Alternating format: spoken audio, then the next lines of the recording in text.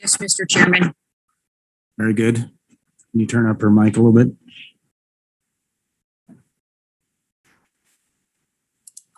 Mr. Gallo, are you on? Yes, can you hear me? Yes, we can. Thank you, Mr. Gallo. Okay. Commissioner Fielder, you're a bit muted, just for your information. Is this better, Mr. Chairman? That is much better, Commissioner Fielder. Thank you. Okay. All right. Shall we get started?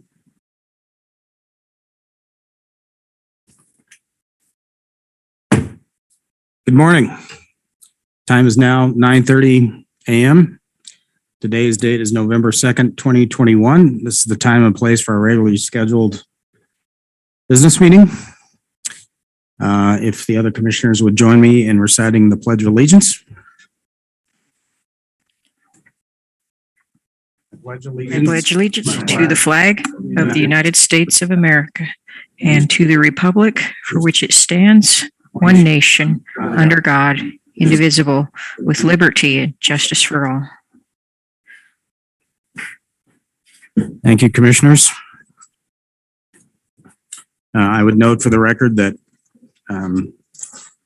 we have 4 commissioners that are present in the Bollinger Room this morning, and then Commissioner Fielder is participating by Zoom, so we do have quorum. It's my understanding that we have no request for online public comment. Is that correct? That is correct. Do we have any public comment from anybody in the room? Seeing no takers. Mr. Chairman, Commissioner O'Donnell? I would like to, for a personal privilege, Sure. it was noted that in our last commission meeting that this commission was dealing with an item that somewhat related to Northwestern Energy. At the time, my phone rang and I mentioned in public that it was the chairman of the president of Northwestern Energy was calling me, and it was insinuated by some that he was lobbying me on something relative to the company. I want to state publicly and clearly that Mr. Rowe has never lobbied me on any vote at any time under any circumstances. It was merely an invitation to meet with some Northwestern people, as has happened before, at their operations center in Billings to witness their preparations, their security training, and to which I agreed. Time has not been set for that, but any inference by anybody that it was anything inappropriate was entirely misguided, and it really upset me that people would make that conclusion. They're relative to either Mr. Rowe, who has always been an absolute gentleman to me, or to myself, Mr. Chairman. Thank you, Commissioner O'Donnell. Seeing no other public comment. Announcement to change in the agenda. For the record, we are deferring work session item number 2, which is docket 2021.10.122, Montana Dakota Utilities Code, the application for MDU for automatic tracking adjustment for Montana and local taxes and fees. So that matter will be deferred to be rescheduled at a later time. There are no other changes to the agenda this morning. So let's move to action item number 1, which is approval of the commission minutes for the week of October 25th, 2021. Is there a motion? Commissioner O'Donnell? I move to adopt those minutes as submitted. Thank you. Commissioner Pinochi has seconded. Discussion on the minutes, changes to the minutes? Seeing none, all those in favor of Commissioner O'Donnell's motion to approve the minutes for the week of October 25th, 2021 signify by saying aye. Aye. All those opposed signify by saying no.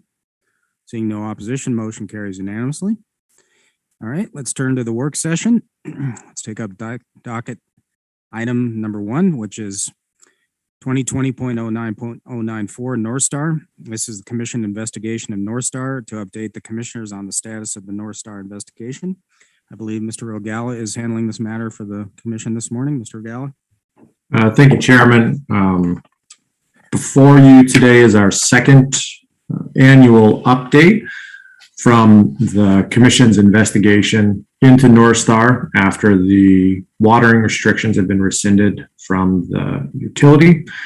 We received a update report and a letter from the operator of the North Star water system.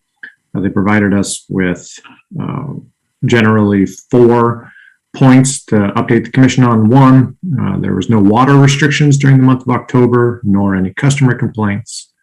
2, they have continued to make progress on the replacement of registers.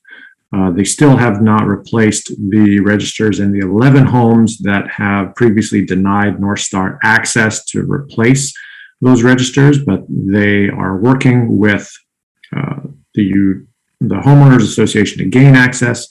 They have identified 30 additional registers which require replacement, and this will become a part of their annual replacement schedule for these water meters. They've also identified 2 other issues. One, they would like to provide sufficient evidence to ensure homeowners that that pivot irrigation field is only irrigated with wastewater or effluent water, not with the similar water source that is used to supply homeowners. And 2, to provide comparative evidence of the water volume produced by the wells on one hand and the domestic and landscaping needs of homeowners on the other.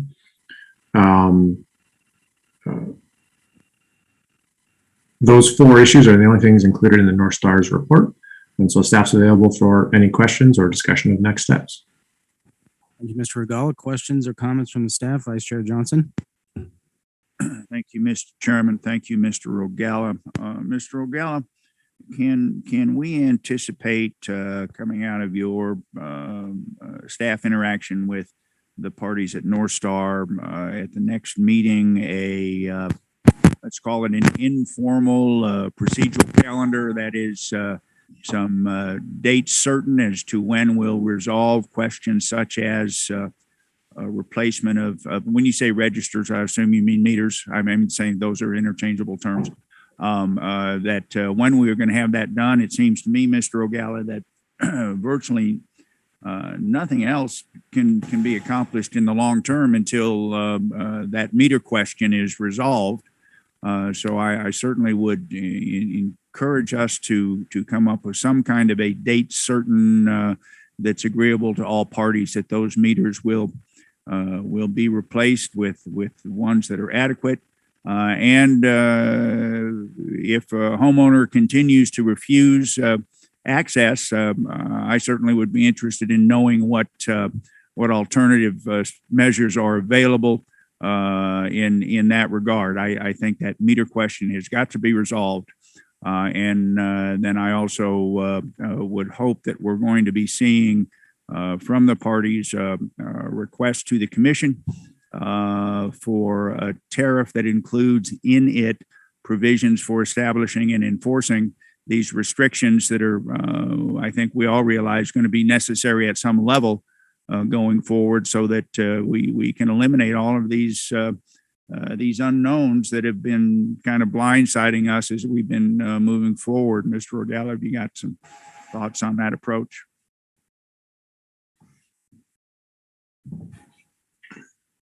Chair Brown, Vice Chair Johnson, I think I share your concern on the first point that it'd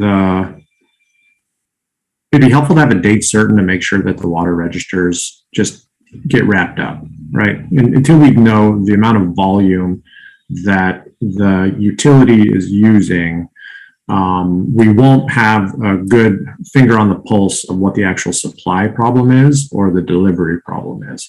And I think the parties are well aware of that too. And I think that they could be open to a date certain. And I can include this in an email to them and have them provide an update to us in the next update. So that would be, December 1 or December 7. And in that update, it could include, whether any commission involvement is necessary for these homeowners who aren't permitting access, because there could be an opportunity for the commission to be involved in that stage. And then to the second point, I think there could be several tariff provisions that might need to be amended by the commission. And these watering restrictions could be well within one of the requests that they make of the commission. And I think even if they were to get us that filing by the beginning of 2022, we would still have adequate time to resolve the docket prior to the 2022 watering season. So I think both of those strategies work, and I can go discuss with the parties, and I guess we could hear from them again in the beginning of December, if that works. Follow up, Mr. Chairman. Follow up. Thank you, Mr. Chairman. Thank you, Mr. Ogalla. That that sounds like an adequate approach to me. I want to be exceedingly clear that it's certainly my expectation, and I think the expectation of the commission as a whole, that we in fact make sure this matter is resolved in a satisfactory way prior to that watering season beginning in the spring of 2022. So thank you for your work on that. Thank you, Mr. Chairman. Thank you, Mr. Vice Chair. Commissioner O'Donnell. Yeah, thank you, Mr. Chairman. Mr. Regala, nice haircut, by the way. Still same. Okay, good optics then. Does there exist any legal means to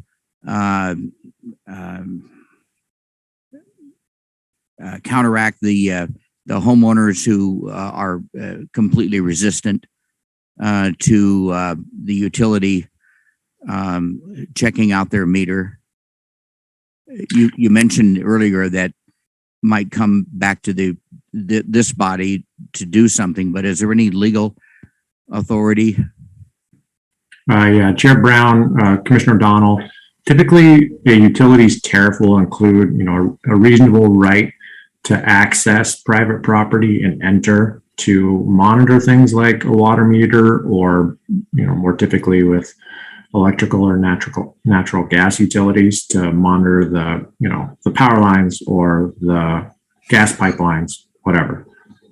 I don't know about North Star's tariff, whether it includes that tariff provision. If not, the tariff should. But even if it did not, utilities typically have powers of eminent domain that they can use to access. So they would have legal recourse to access the water meters on a given individual homeowner's property. But the thought is that it never really comes to an eminent domain type action when all you're looking to do is just access someone's property to replace some water meters.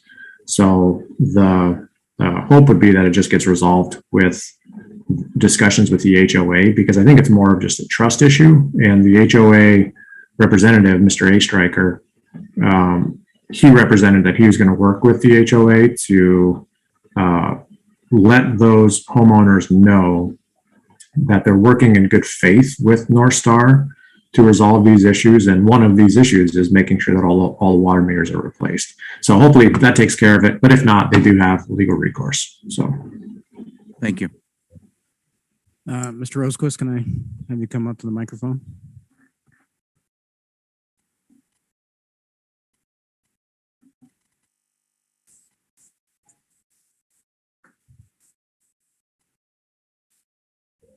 Morning, Will. Morning, Mr. Chairman. You got called to the principal's office. Is working. Is his mic working?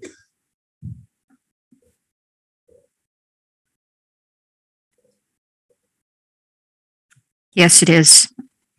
Okay, thank you, Commissioner Fielder. And Commissioner Fielder, I see your hand is raised, so I will call on you shortly. Thank you. Mr. Rosequist, on following up on Commissioner O'Donnell's question, it's my understanding that the tariff that is approved for North Star already includes a requirement for metering of the houses. Is that correct? Mr. Chairman, Commissioners, that is my understanding. It's been a while since I've reviewed the tariff provisions, but that is my understanding. Okay, that's my understanding too. So I believe that we have the authority, and that North Star itself has the authority to meter the houses. Echoing on that point, I would echo the sentiment of the Vice Chair that absolutely the metering situation needs to be addressed first and foremost before we can really proceed to finalize this matter. And so I agree with the Vice Chair that in the admonition to Mr. Regala that he encouraged the parties to get a date certain for the completion of the metering, because I think once that is done, the pieces will fall into place pretty fast for us to resolve this. So I appreciate the Vice Chair's comments. Commissioner Fielder. Thank you, Mr. Chairman. And I do also echo the Vice Chair's sentiments that we need to get some specifics in place. And I still have a big black hole in terms of my information on this in regards to what type of meters are being used. Are these meters at the point of connection out at the sidewalk in front of the house, or are they inside the house? Do you know, Zach? Chair Brown, Commissioner Fielder, based on their report from their operator, let me pull that up right now. They indicate several types of water registers. Some are directly at the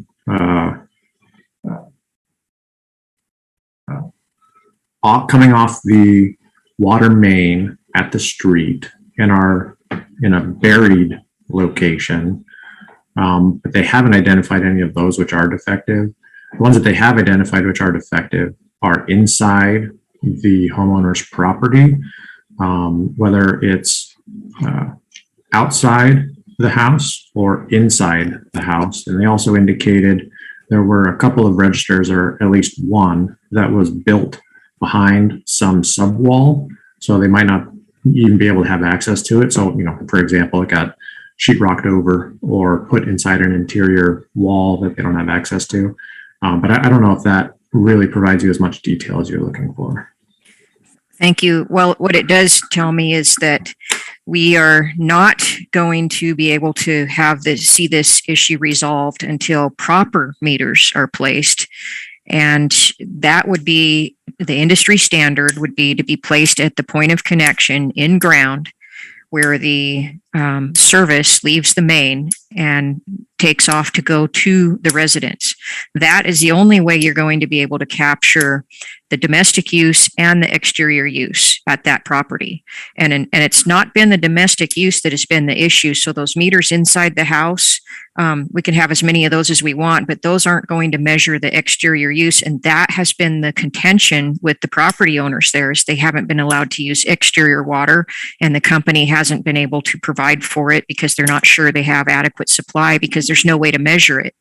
So until those meters are done properly at the point of connection, nobody's going to be able to have a metric on how much water is being used. And I'm glad to hear that the company is reporting that, they want to be able to measure the supply and the delivery, but until proper meters are placed and required, that's going to be impossible to do. So we're going to be stuck in the same situation over and over and over again unless proper meters are placed at the point of connection. Thank you, Commissioner Fielder. Additional discussion? Questions? Commissioner O'Donnell? Thank you, Mr. Chairman. I wanted to comment, though, the report Mr. Regala referred to from the operator in terms of the status of meters that are adequate and inadequate and unavailable, whatever. It struck me that was a very professional report, very transparent on what's going on, and it's been a long time coming, and I really appreciate getting something that professional from this matter. Thank you, Mr. Chairman. Thank you, Mr. Chairman, Commissioner Fielder. I'd like to go back to the point I made, and I'd like to hear from the staff and or my colleagues on this subject, because I raised it at the last meeting, and I don't feel like it's being well taken or maybe taken seriously, but this is the crux of the issue. And if it's not resolved, we're not going to be able to resolve any of the remainder of the issue. Commissioner Fielder, let me just respond to that.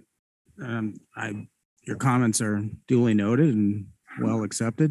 I would just follow up on that, Mr. Regala, I think the charge that's been made to you today is to follow up with the parties in this matter to ensure that where the meters are being installed is in a proper place, Mr. Regala. Thank you, Chair Brown, Commissioner Fielder, and we can have them update us in December as well of where are the meters located, and then that can give us some good insight too of whether there's additional steps that need to be taken with either making sure that we have all similar, or if not all similar, whether there's problems with unaccounted for water consumption that the register wouldn't account for. But I'll make sure and add that to our list to reach out to the parties so that they update us in December. Thank you. Does that alleviate your concerns, Commissioner Field? Yes, it does. It's not necessarily where they're located. It is whether or not they're capturing all of the use. Thank you, Commissioner Field. Additional discussion? Seeing none, let's move to the next work session item. As noted, work session item number 2 has been deferred. Move to work session item number 3, which is docket 2020.07.082. This is Abaco. We're considering Abaco's application to establish service rates and terms of service. Consider acting on Abaco's proposed tariffs and related matters. We have Mr. Fink and Mr. Hamilton, so we'll start with Mr. Hamilton. Thank you, Mr. Chairman and members of the commission. We sent around a staff memorandum that describes the procedural posture where we're at with this Abaco initial rate case. You'll recall that this has been in front of the commission several times over the last year as the parties successfully negotiated a stipulation and settlement agreement that set their target revenue requirement and rate design. Staff had some additional questions about 2 issues that we didn't fully understand or find fully developed in the settlement and stipulation agreement. One of which was the status of easement rights for Abaco to exist on Boyne's property. And the second was the mechanism by which Abaco would recover its supply costs, truing them up annually with the revenue they collect for supply and the actual expenses they incur for supply. At this stage, we have received proposed tariffs from Abaco and from MCC. MCC has proposed a single sort of supply cost tracking tariff that includes a discussion of the annual true-up mechanism. Staff recommends that the commission at this juncture approve MCC's version of the supply cost tracking tariff because it discusses that true-up mechanism. From this point, staff also believes that it's appropriate to approve the settlement agreement that set the rate design and the revenue requirement for Abaco. You'll recall when we were in front of the commission in May to discuss this issue, the revenue requirement and rate design amounts to a net decrease from the rates that Abaco is currently charging its customers. I say currently. The commission back in May approved an interim rate adjustment. So this is the rate that has been charged ever since that interim adjustment. So at this point, we believe it's prudent for the commission to approve the settlement and stipulation, approve MCC's version of the supply cost tariff, and then allow additional process so the parties can work together to negotiate the remainder of the tariff terms, which are really more about the customer utility relationship. MCC expressed they did have some concerns about those additional tariffs. So additional process, we believe, is appropriate to work through those issues in an amicable fashion. That is the staff recommendation in its entirety, but I'd be happy to pass it over to Grant to add anything he would like to add. Mr. Fink, anything to add?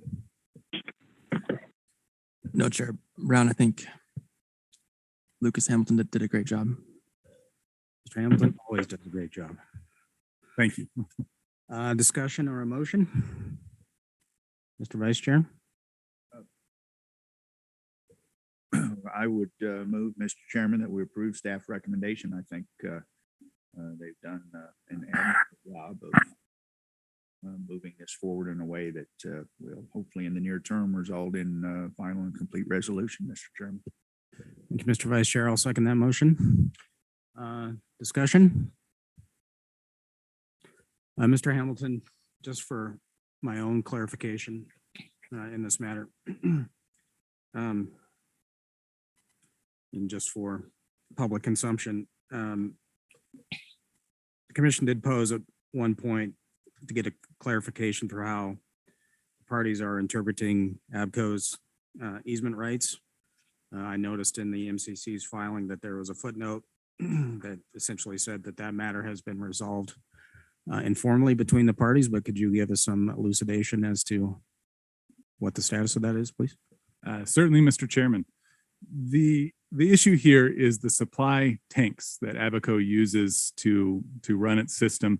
They are sited on property that Abaco does not own. It's owned by Boeing, which is the developer of Big Sky. So they have a contractual right under the agreement between Boeing and Abaco to keep their storage tanks on that land. They do not have a perpetual easement, interest in property that will allow them to keep those storage tanks on that land after the expiration of the service agreement between Boeing and Abaco. So paragraph 1B of their service agreement discusses, among other things, an easement right, a grant of easement rights. The parties clarified that it was their interpretation of that clause of the agreement that the easements would only apply to the distribution system, the pipes that ran from the storage tanks to the various service locations. So it's currently the case that Abaco has easements that allow them to keep their pipes in the ground and provide distribution of the propane. They do not have easement rights for the storage. At the expiration of the current service agreement, that will need to be renegotiated by the parties. And that is exactly what they contemplated in their stipulation and settlement agreement. As it stands, they are dependent on one another, and they being Boeing and Abaco. Abaco requires Boeing to be willing to negotiate for the continued siting of their storage tanks, and Boeing needs to ensure that Abaco still has access to its distribution system, because at the expiration of the the service agreement between Boeing and Abaco, Boeing doesn't just get to go in and reclaim all that easement that is where the pipes are located. They don't get to take back the distribution system. That remains the property of Abaco. That remains in the ground pursuant to the existing easement agreement. So they're very much depending on each other to be reasonable in future negotiations. Obviously, we can't predict the future of how those negotiations will go, but that is currently the status of those easement rights. Well explained, Mr. Hamilton. Thank you for the update. Discussion?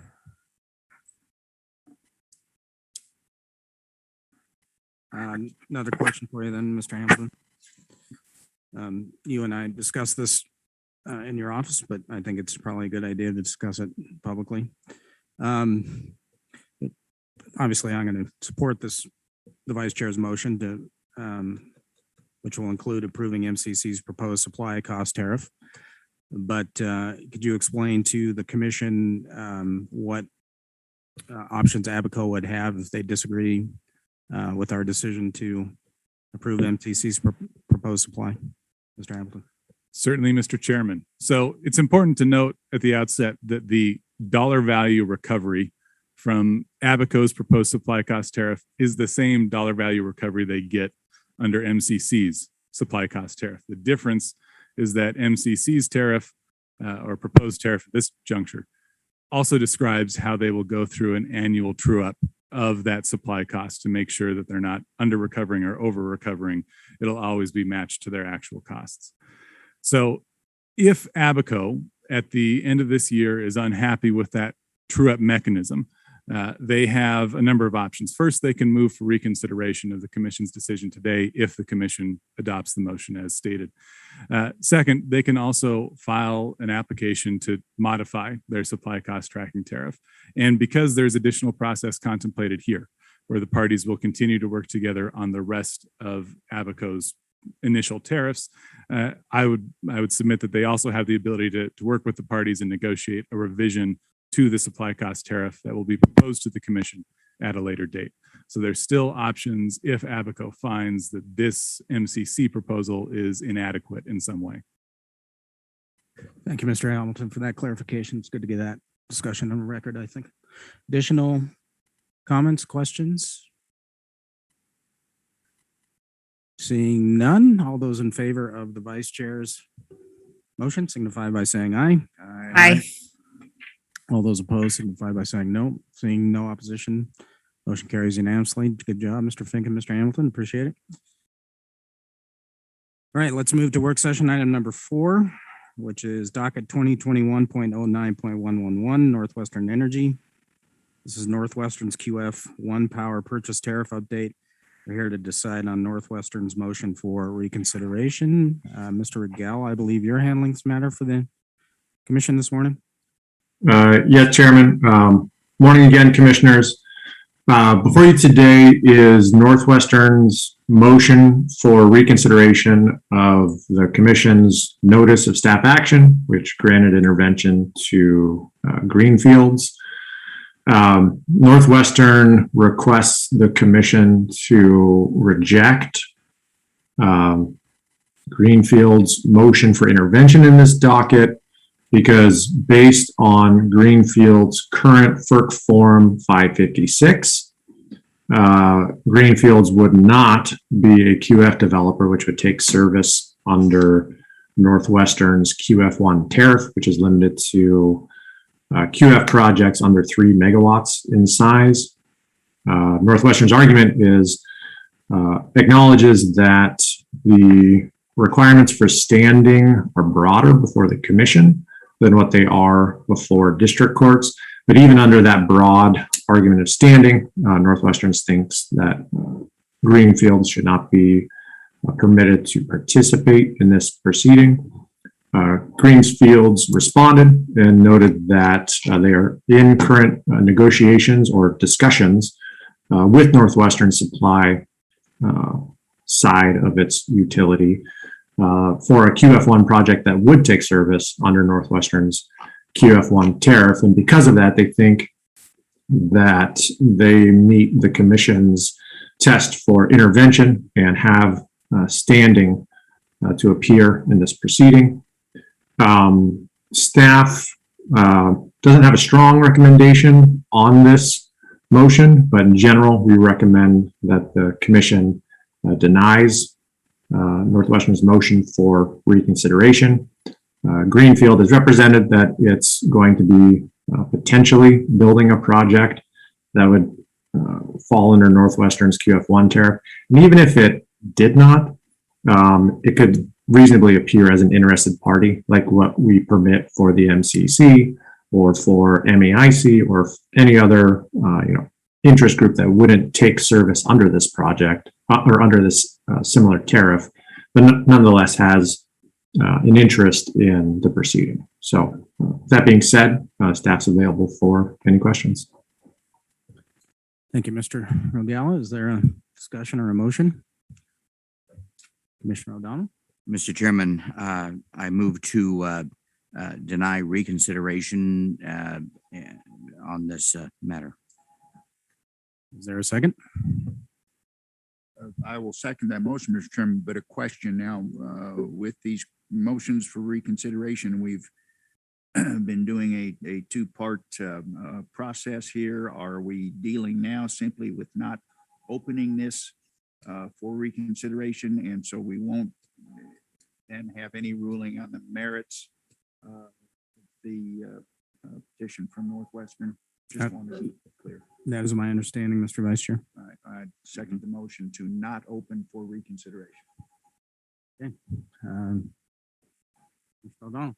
Thank you. I just wanted to say that I found the reasoning on Greenfield to be quite reasonable and makes an awful lot of sense. And I look forward to any contributions they may make on this issue, Mr. Chairman. Thank you, Commissioner O'Donnell. Additional discussion?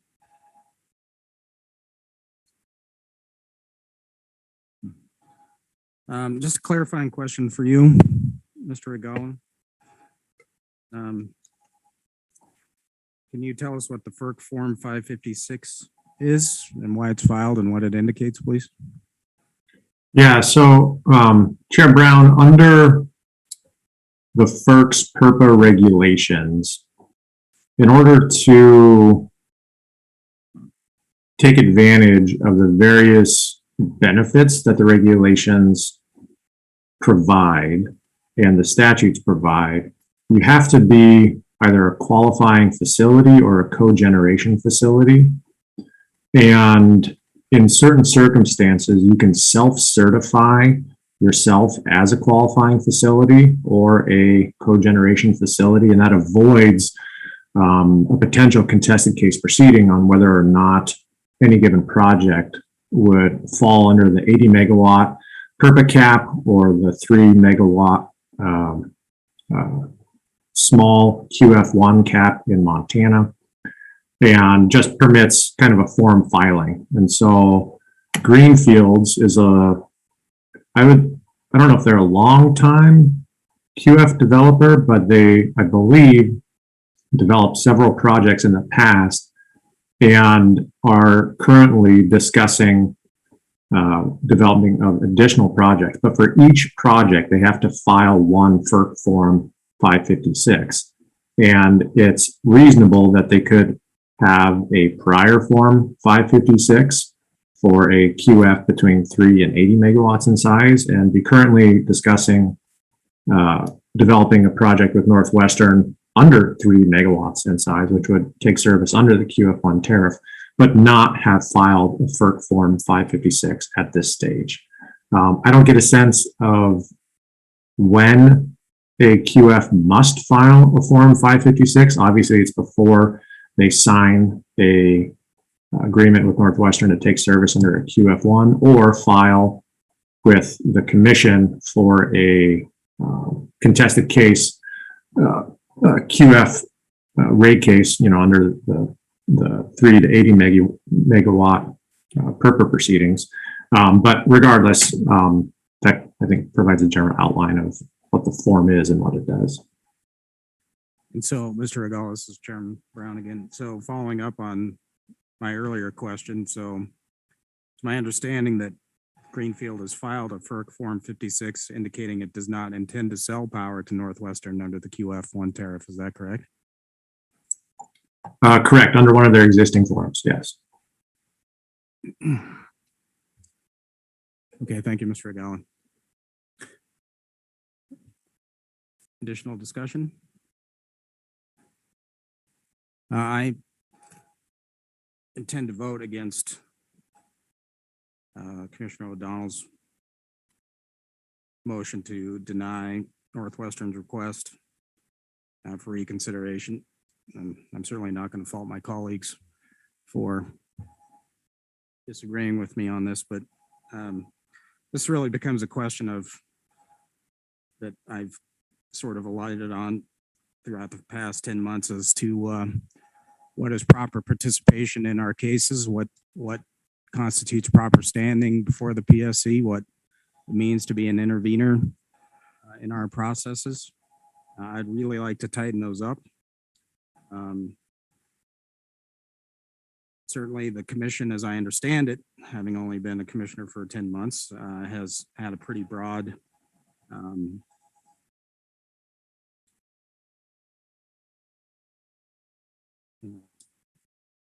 what's the word I'm looking for? Broad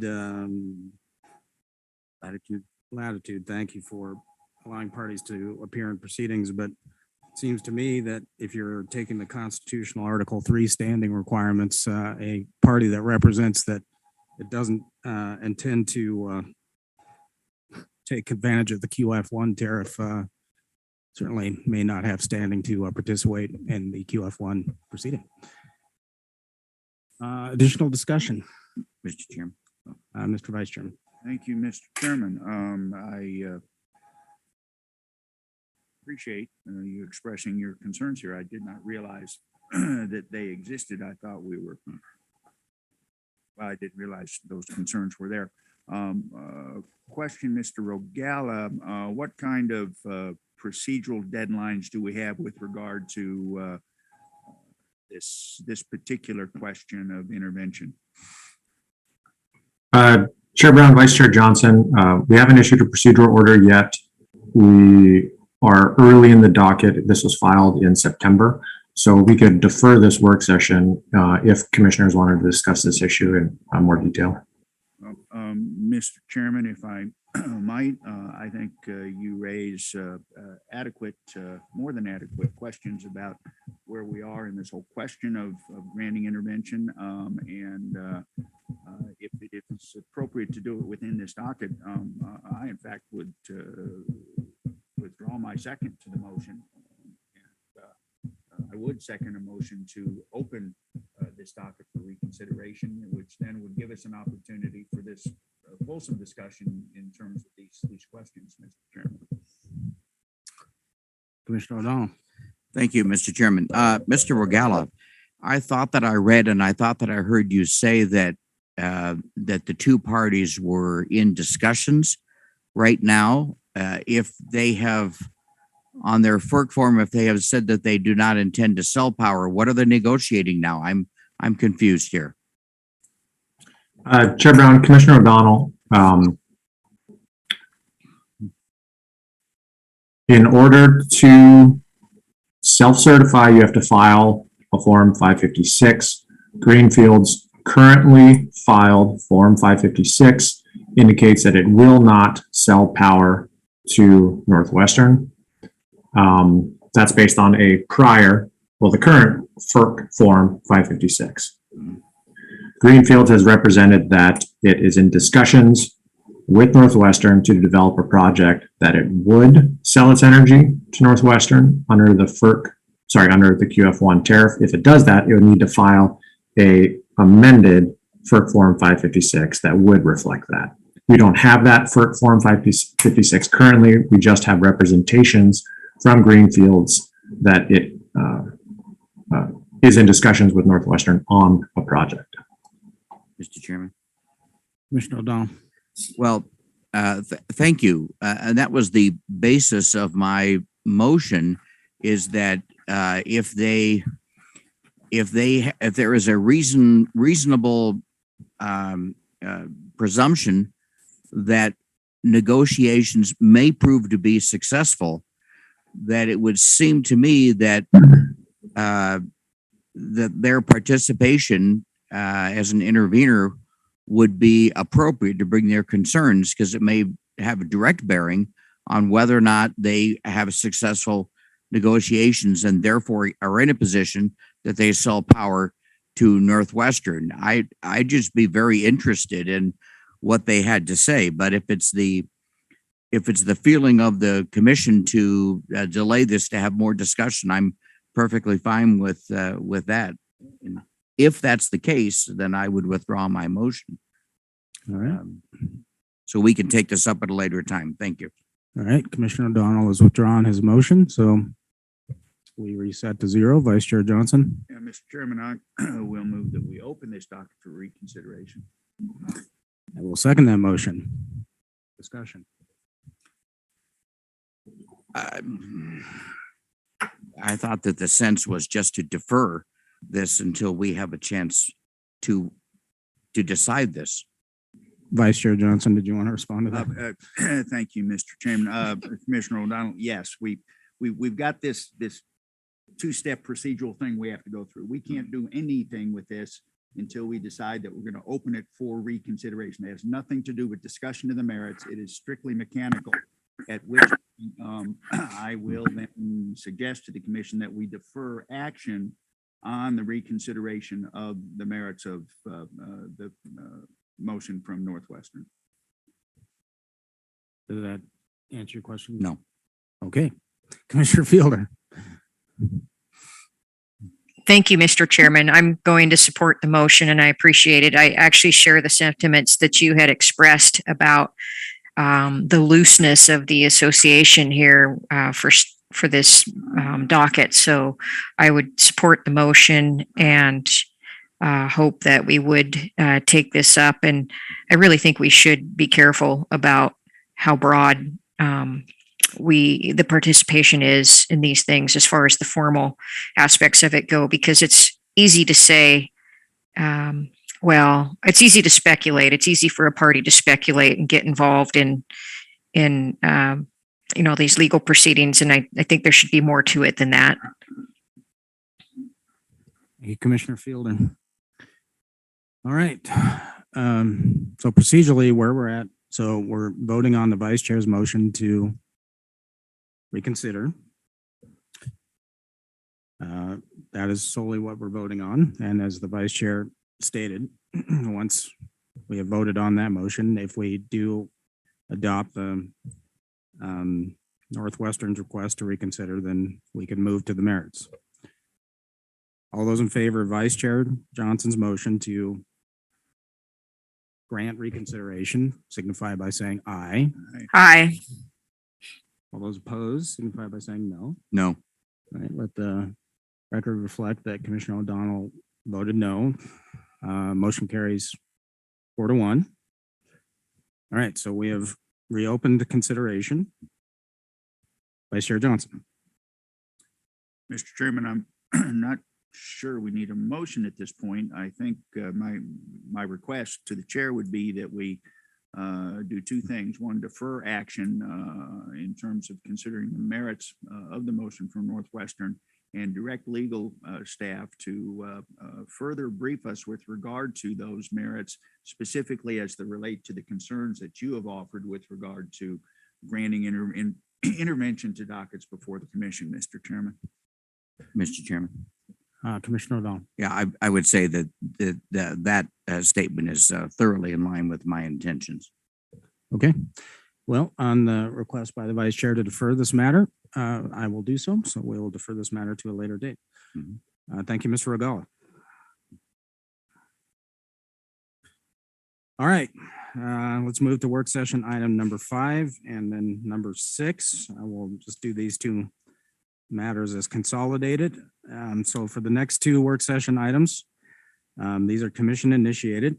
I would note for the record that the presiding officer of any meeting may close the meeting during the time discussion relates to a matter of litigation and or litigation strategy, and the presiding officer, which would be me in this case, determines the need to protect agency litigation decision-making and discussion exceeds that of the merits of public disclosure. The discussion in the closed session, which will involve work session items number 5 and 6, will relate to discussions and decision-making related to ongoing litigation in which the agency is involved as a party. Accordingly, as the presiding officer of this meeting, I am closing the next two work session items to the public. At the conclusion of closed sessions, we will move to adjourn today's business meeting. So with that being said, the time is now 10:18 a.m. We are going into closed session. Commissioners, we will reconvene in 11 minutes, 10:30 in the commission meeting room, and we'll see you in a bit. Thank you.